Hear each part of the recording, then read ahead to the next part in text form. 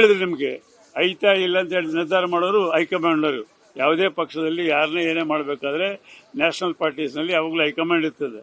ಇವತ್ತೇನು ಬಿಜೆಪಿ ಅವರೇನು ನಡ್ಡಾನ್ ಚೇಂಜ್ ಮಾಡ್ಬೇಕಂತ ಮಾಡಿದ್ರಿ ಇವತ್ತು ನನಗೆ ಯಾಕೆ ಮಾಡಲಿಲ್ಲ? ವಿಜಯದನ್ನು ಚೇಂಜ್ ಮಾಡ್ತಾರೆ ಅಂದ್ರೆ ಅವತ್ತಿನಿಂದ ಇವತ್ತು ತನಕ 4 ಬಾಗ್ಲಾಗಿ ಬಿಜೆಪಿ ಅವರು ಎಲ್ಲ ಕಡೆ ಮಾತಾಡ್ತಾರೆ.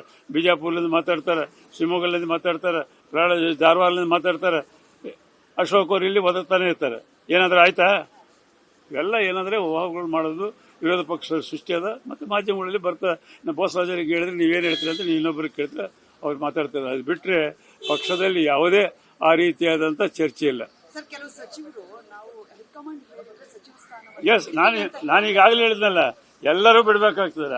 ಕೆಲವು ಸಚಿವರೆಲ್ಲ ಹೈಕಮಾಂಡ್ ಹೇಳಿದ್ರೆ ಎಲ್ಲರೂ ಬಿಡಬೇಕು, ಬಿಡಲಾರ್ದವರೆಲ್ಲರೂ ಪಕ್ಷದಿಂದ ಹೊರಗೆ ಹೋಗ್ಬೇಕಾಗ್ತದೆ. ಹೇಳಿ, ಎಲ್ಲರಿಗೂ ಹಕ್ಕೈತಿ. 175 ಮಂದಿಗೂ ಕೇಳಲಿಕ್ಕೆ ಐತಿ, MLCಗಳಿಗೆ ಐತಿ, MLAಗಳಿಗೆ ಐತಿ. ಎಲ್ಲರಿಗೂ ಪ್ರತಿಯೊಬ್ಬರಿಗೂ ಆಸೆ ಇರ್ತದೆ, ಕೇಳಲಿಕ್ಕೆ ತಪ್ಪಿಲ್ಲ. ಅದು ಅವರ ವೈಯಕ್ತಿಕ ಅಭಿಪ್ರಾಯ. ಅಲ್ಟಿಮೇಟ್ಲಿ ಏನೇ ಮಾಡಬೇಕಾದ್ರೆ ಕಾಂಗ್ರೆಸ್ ಪಕ್ಷ ಹೈಕಮಾಂಡ್ ಇದೆ.